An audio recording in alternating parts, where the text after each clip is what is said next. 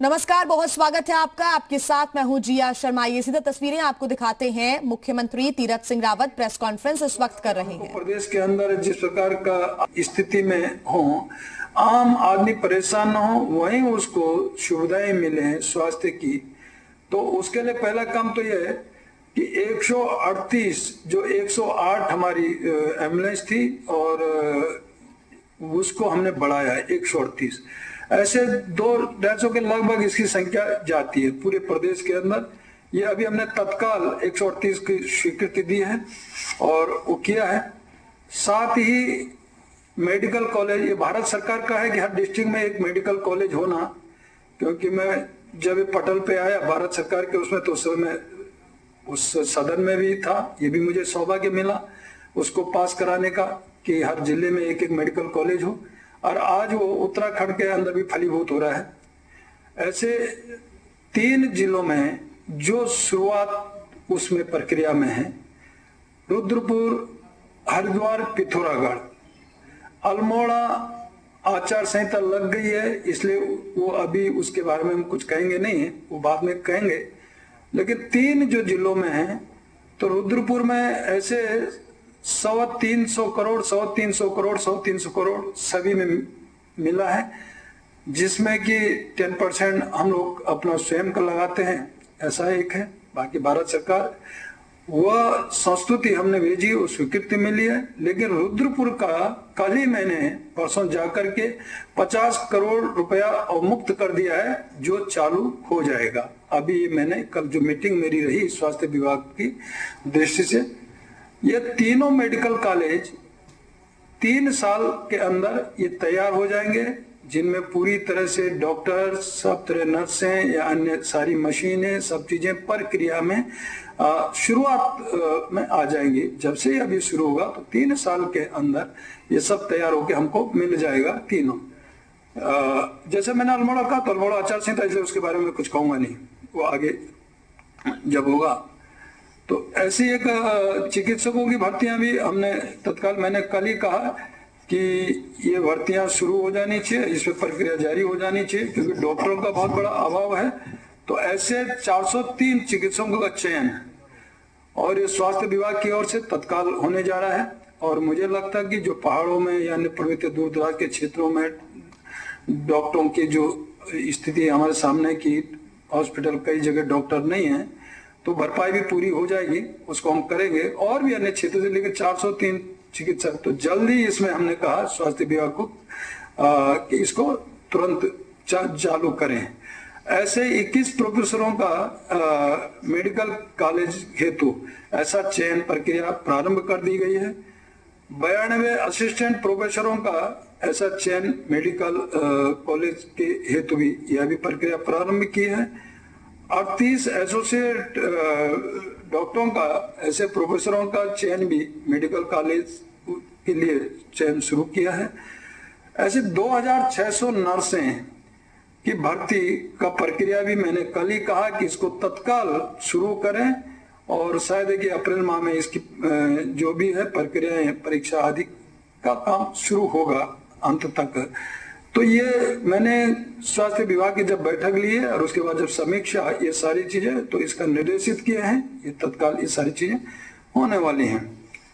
Covid के समय में भी अभी जो है, तो अभी जो हाल ही में हमने जब किया, अभी मैं हरिद्वार भी गया और जगह भी इस तरह किया, तो उसको दृष्टिगत रखते हुए तो राज्य के चिकित्सकों में ऑक्सीजन और ऐसा एक जनरेटर प्लांट इसको भी किया है, और वेंटिलेटर बड़ी मात्रा में हमने दिए हैं। ऑक्सीजन बेड, आईसीयू, ये सारा कुछ, तो ये सभी जिलों में जो हमारे जनपद हैं उनमें हमने ये सब किया है। यदि मैंने कहा कि मैं भी अल्मोड़ा की बात नहीं करूंगा, लेकिन बाकी शेष 12 जिलों में ये मैं बात कर रहा हूं कि सभी जगह इस प्रकार का दिया। ये जो आपको आंकड़े ये दे दिए जाएंगे, आपको कितना कितना कहाँ दिया है, तो ये हम पहुंचा देंगे। बाकी जो मैंने इन 3-4 दिनों में हमने कुछ इशू लिए थे, मुद्दे लिए थे, तो विषय तो बोल ही गए, आप लोगों के सामने विषय आए हैं। जब से हमने 4-5 बिंदुओं पे एक्शन लिया है, कुछ और विकास की दिशा से भी आगे कुछ काम किए हैं। और आगे हमारा फ्यूचर प्लान तो पर्यटन की दृष्टि से भी है, उसको भी हम कैसे आगे बढ़ाएंगे, क्योंकि यहाँ का जो आर्थिक दृष्टि से भी और मैं कह सकता हूँ कि पलायन को रोकने के लिए भी एक बहुत बड़ा हमारे सामने ये पर्यटन और तीर्थाटन, तो इसको संवारने का काम भी हम लोग करेंगे और कैसे इसको आगे इसकी दिशा सुधारनी है, ठीक करना है, इस और हमारा ध्यान है। इसके लिए मैं जल्दी फिर आगे अग्रिम बैठकें कार्यक्रम हम लोग करेंगे तो उस और हम बढ़ेंगे।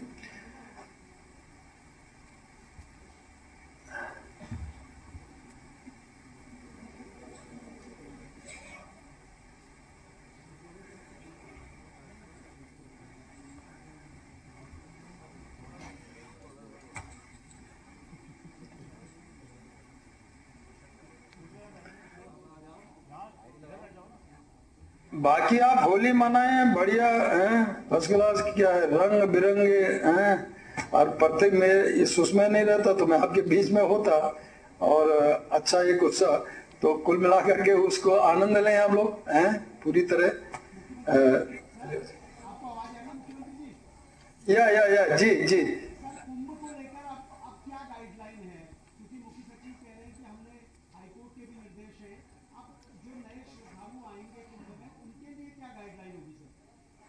देखिए, गाइडलाइन तो पहले भी मैंने कहा था कि हमें जो भारत सरकार का गाइडलाइन है उसका 100% पालन करना है। ये मैंने तब भी कहा था, अभी भी कह रहा हूँ।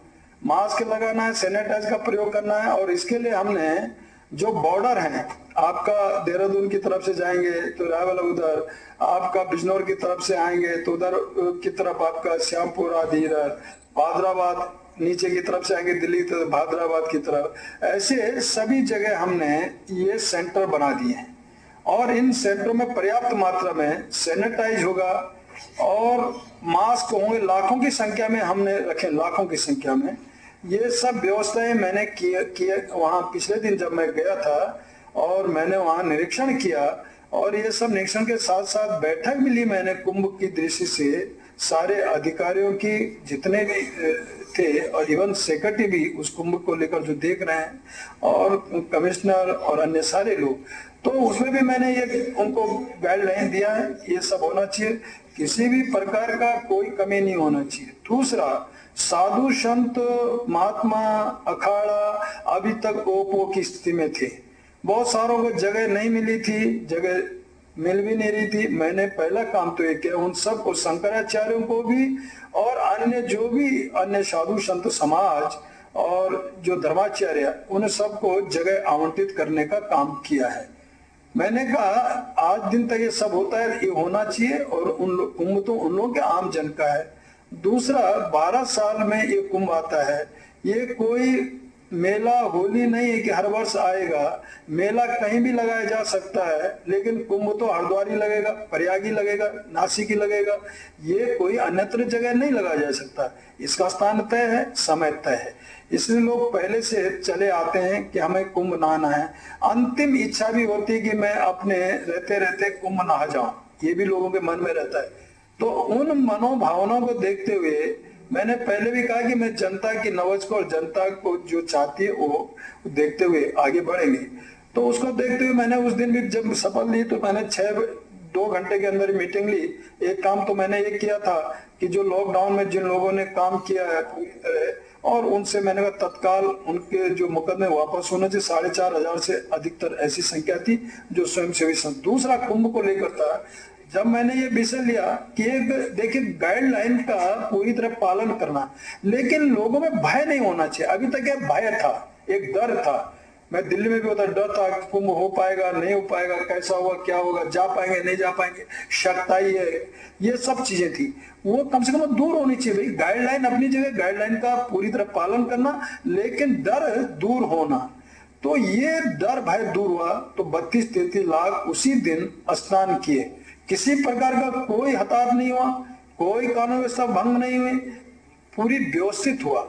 और अखाड़ा परिषदों को भी पूरी तरह स्वागत अभिनंदन करने का काम हुआ। पहली बार हेलीकॉप्टरों से फूलों की वर्षा, पहली बार अखाड़ा परिषद खुश थे, साधु संत खुश था, वहां का व्यापारी सभी तक।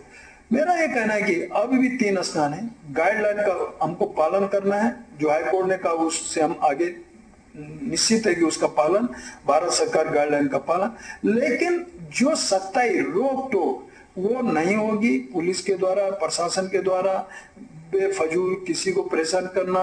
ये इतना है, मैंने ये कहा है कि बॉर्डरों पे गाड़ियां खड़ी रहेंगी, हमने बसों की संख्या बढ़ा दी है, हमने तिगुना चौगुना बसों की संख्या बढ़ाई है और वो बॉर्डरों पे रहेंगी। ये सब कुछ करते हुए, गाइडलाइन का पालन करते हुए, उनको बिठा करके और उनको स्नान कराते हुए फिर उनको उन गंतव्य तक भेज दिया जाएगा, उस बॉर्डर तक उनको छोड़ दिया जाएगा। ऐसी व्यवस्था प्लानिंग भी हमने किया है। कुल मिलाकर के अंदर कोई व्यवस्था न हो, ये रहा। साधु संत समाजों को मैंने उनको पूरी जगह पर्याप्त स्थान ये हम देने का काम किए हैं और कुंभ भव्य दिव्य हो, ये हमारी प्राथमिकता है। कुंभ अच्छा होना चाहिए, व्यवस्थित होना चाहिए और सबको इसमें नहाने का जो मन्नत जिन लोगों ने मानी होगी और जिन लोगों ने पहले से तय किया होगा वो लोग आए आमंत्रित, लेकिन एक गाइडलाइन का पालन करते।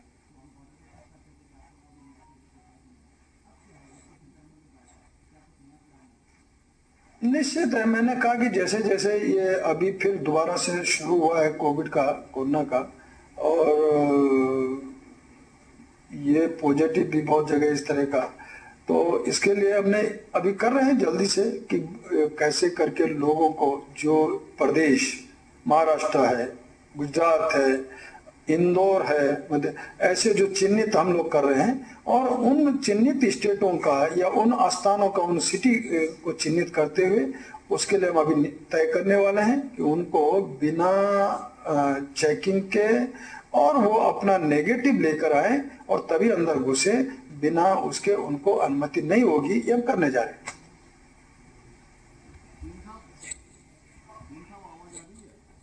जी जी जी, स्वास्थ्य ठीक है तले जी, बढ़िया है, आप लोगों के आशीर्वाद ठीक है, बस धीरे धीरे ठीक होते जा रहे हैं, लेकिन गाइडलाइन हमारे सामने जो है उसका पालन मुझको करना है। उसका पालन करते हुए मैं यहीं रह करके भी बैठ के मीटिंगें चला रहा हूँ, दे रहा हूँ पूरा।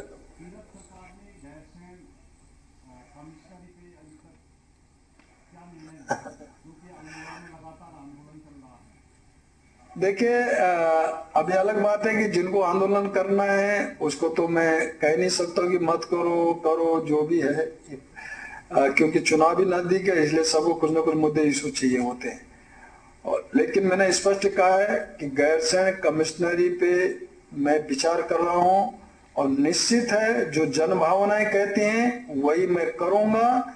गैरसैंण जो कमिश्नरी है मैंने विचाराधीन किया है, वो ओके नहीं हुआ, प्रस्तुत कुल मिलाकर उसको मैं जनता के आवाज पे और उसको मैंने कहा जो वो चाहती है वो करेंगे और मैंने कह दिया है। तो इसका आपको समझ लेना चाहिए कि क्या हम करने जा रहे हैं।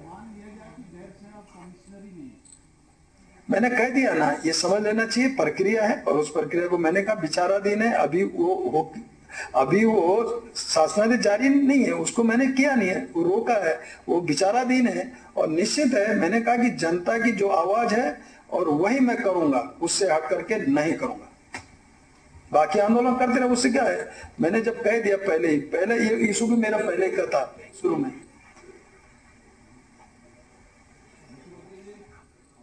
जी जी नमस्कार जी, धन्यवाद।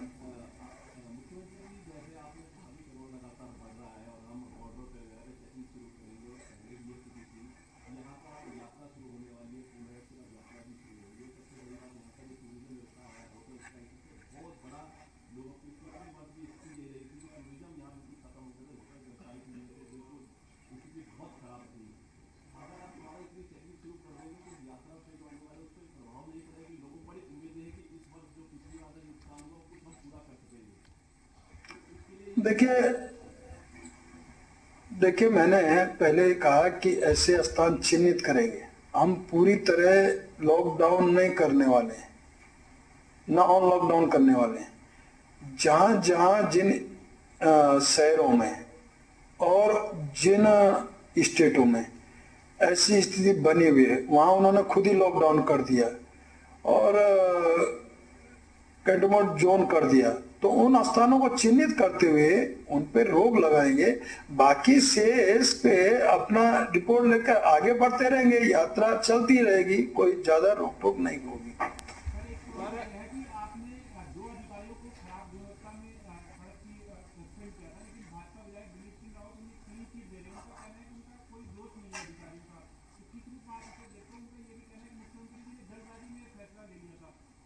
देखिए, आप यदि मेरी वर्चुअल जो मीटिंगें हो रही हैं और मैंने सचिवालय में भी जब मैं ठीक था तो मीटिंगें करता था, जनता को मिलने के बाद इधर फिर मैं मीटिंग करता था। शायद इतनी मीटिंगें मैंने बहुत जल्दी किया है मंत्री पद से, और भी मीटिंग में लेता रहा हर विभाग के लिए, और जनरल भी एक मैंने मीटिंग सभी विभागों की एक शाम में भी लिया था। मैंने सीधा ही शुरू में कहा उनको, देखिए मुझे विकास चाहिए और समय पे काम चाहिए। जब समय सीमा होती है तो वो काम उस समय हमारे सामने दिखना चाहिए, ये फाइलों का अंबार नहीं लगना चाहिए।